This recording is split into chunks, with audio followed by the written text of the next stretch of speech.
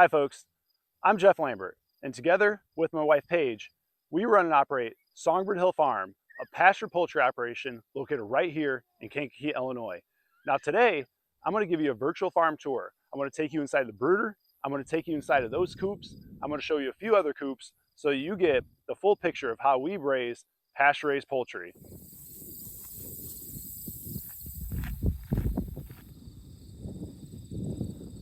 So I'm standing in front of our brooder, which is a retrofitted semi-trailer. It's 48 foot long, 8 foot wide, and we put it down on ties. We took the dollies off. We had to build a roof over it because there's not a lot of sun protection out there, and this trailer is not very insulated. So we had to provide some shade so that the temperatures wouldn't spike in the summertime. We have some windows for ventilation, and on the other side we have our fans. We have 375 chicks. We just got them last week, so you'll see them running around. They're about four or 5 days old right now. So let's go take a look. I'm inside of the brooder, actually inside of it.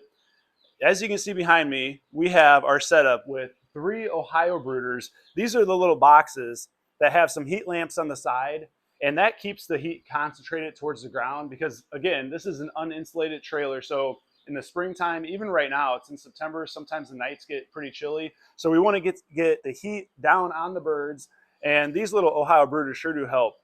We have peat moss for bedding. We started with wood chips, but the peat moss is a lot more absorbent. It's easier to rake up. It's actually better for the birds. It keeps them healthier, keeps things drier. Most of the birds are back there hanging out. There's drinkers along the entire side. We have 12 bell drinkers. We have a lot of feeders in here. We want them to have as much water and feed as possible. So the feed is a bunch of crumbles.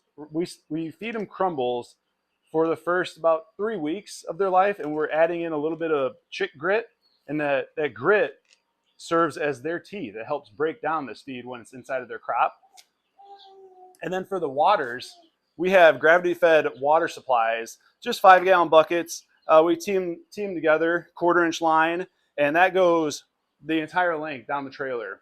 And as the birds drink the water, the little spring opens the valve and more water fills in, and it's a beautiful system. We clean those out every day, every morning and every night, so that they have fresh water, clean water. And some of the key principles for a brooder: clean water, fresh feed. We want the temperature to be nice and warm for them, so that's why we have the heat lamps. We also want fresh air. As these birds put the manure down in the bedding, they'll start generating a little bit of ammonia, but we've never smelled it, and we don't want to. It's too late when you start to smell it. So we have exhaust fans over there. So this fresh air will come in through the windows, bring all that out, and these birds, it's the best start for them inside of this brooder. We keep them in here for about 19 to 21 days, depending on the weather outside. And that'll allow them to grow big and strong enough so that they can be able to handle the pasture when they're out there. Let's go find some chicks. Peekaboo! See, they're all kind of hanging out. They know where the heat's at. They got it pretty good in here. All right, now that we saw the chicks, let's go check out some birds on pasture. So now we're in front of our mobile shelters. We are in front of the 3 long ones that we have. These are all about 12 by 20 foot long. And the reason we chose that, the style, the dimension, well, for a few reasons.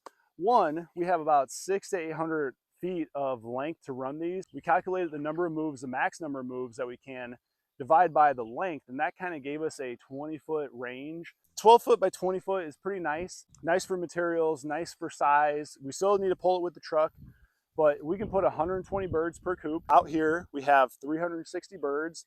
They're about 5 weeks old right now. We just moved them, so they're kind of settling in for the night. We move them in the evening because the grass is dry, so we're not moving them onto wet grass in the morning. It gets them off all their manure so they can go to sleep in fresh air, fresh ground. I sure would like that. The design itself, if you can see, we have 1 3/8 chain link fence pipe. And we borrowed this idea from Pasture Life Farms. It's Dave and Ginger Shield down in Florida. They have a lot of great information on their website. This one just fit for us. There's so many different coops that you can do. Joel Salatin kind of pioneered the 10 by 12 box looking thing. That's a great starter kit. There's the Suskovich coops. There's the big arcs that are 32 by however many feet long.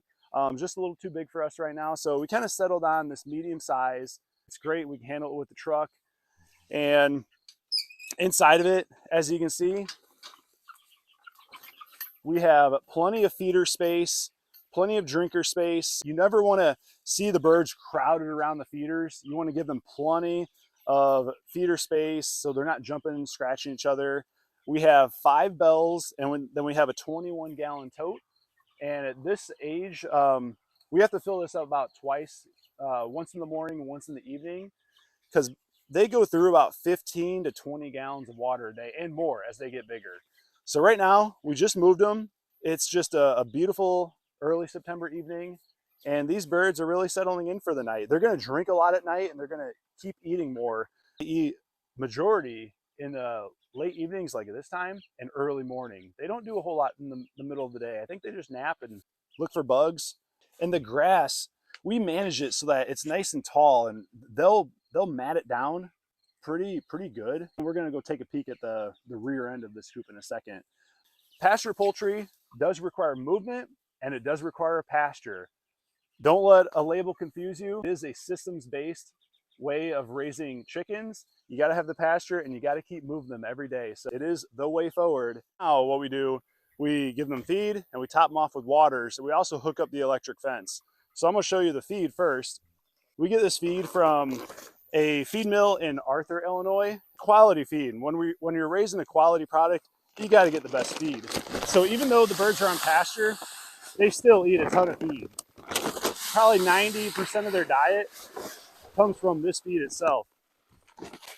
It's a non-GMO corn and soy starts with ground shelled corn, roasted soybeans, ground oats, and then a lot of the minerals that round out the complete diet for the chickens. So we add the feed. We also give them a little bit of grit. This grit is a granite. It's a little bit bigger than the chick grit. Just kind of sprinkle it on top. And then we bring it in. Boy, these birds are hungry. Right now, I'm giving them 50 pounds per coop, so it's 150 pounds total. And we just moved them, so they are pretty active. They're finding a lot of crickets right now, look healthy. We never let the feed run out. We always make sure that there's feed in there. If they run out, they'll start clamoring over each other, could start cutting them up, so we don't want that. And we also want them to grow. They grow with feed. Look at that. You got some birds, they're taking to the fresh feed. Other birds are just basking in the sun. Oh, there's a cricket over there. They see it. Look at that. They're going to go get that. Yeah, the crickets really do provide a nice supplement this time of year. So it's early September, and crickets have the full spectrum of amino acids. Crickets are super healthy. They have the best feed. They have the best life. They're pretty happy and content. I would be too. So the other vital component to pasture-raised poultry is water. So we have a well up there. We run garden hose all the way to these coops. We also soak the spot that the electric solar charger is going to be, so it has a good grounding. Kind of do that so it soaks in. In the summertime, it's hard to pound those things in. So a little water helps. So what we're going to do, we're going to bring this hose in here, make sure the birds don't escape, because they know crickets are out there. There we go. Don't trip the camera, woman. Just got these very special totes. Everybody's familiar with them. You can get them at Menards. And I add a fitting on this side, and that plumbs to all the different bell drinkers in here. So this holds about 22 gallons. Now, the birds will drink twice as much water per weight as they will consume. So if we feed them 50 pounds per coop, they're going to be drinking about 100 pounds of water. So do the math. That's a lot of gallons that these birds drink a day. So this thing was almost empty. It was about up to here. So yeah, they did consume about 18 gallons today. So we're going to start refilling this in the morning and evening. And that gives us a good opportunity to look at the birds, to observe them, see how they're doing. You can kind of get a feel for their overall health and comfort. If they're just all kind of spread out, that means the flock's doing good in here. You know, if they're like to pile in one corner, well, there might be an issue. So you want to really observe the birds. And yeah, you saw these bell drinkers in the brooder.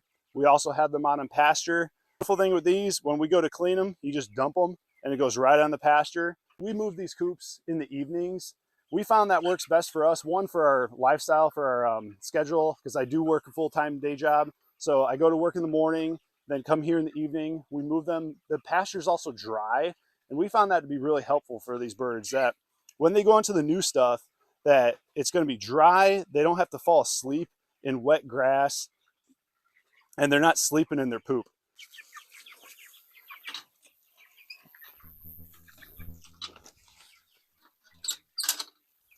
So here we are in the rear of the coops, and as you can see, these look like little lawnmowers.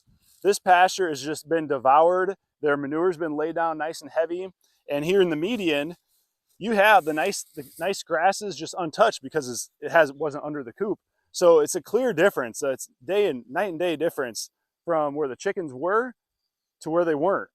And when you do this, this will build back with incredible fertility, because that's just manure. There's nutrients from the feed that's being deposited, and this pasture is just going to grow back thicker, denser. It's going to provide great habitat for those grasshoppers and crickets that these birds love, and it's a beautiful way of raising birds. So now we're on the south end of our farm, and behind me you can see some slightly different coops. We have these two little coops. They're made out of cattle panels. That's the main material for the arch.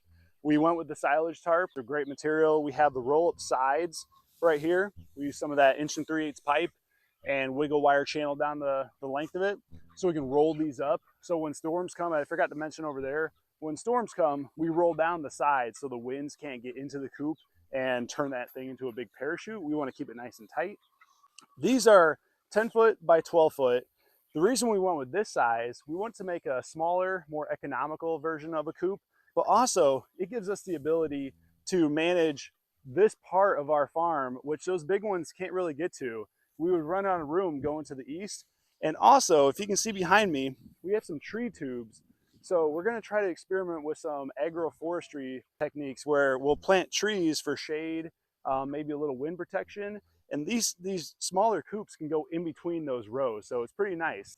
Farther behind me is our egg layer shelter. That's for our personal egg flock. We don't sell eggs publicly right now, but we do eat a lot of eggs. So we have our hens back there. Getting back to these coops, we have a nice big door so that we can bring our crates in and out during processing night. And you can see, we just moved these. The birds are happy. This pasture is lush. It's very thick. They're chomping away at the grasses and the feed. We have 2 different water lines for redundancy, 2 5-gallon buckets that feed 2 drinkers each. And then we have 3 feeders. Same number of birds per square foot, just on a smaller footprint. So thank you for joining us today on our virtual farm tour. If you have any comments, drop them in the comments below. If you have any questions, let us know. Would love to help you out on your path to, maybe you're raising pasture poultry. Maybe you're just curious about how we raise these birds, and I didn't answer any of those on this tour. So if you liked this video, like, subscribe to us, and stay rooted in health.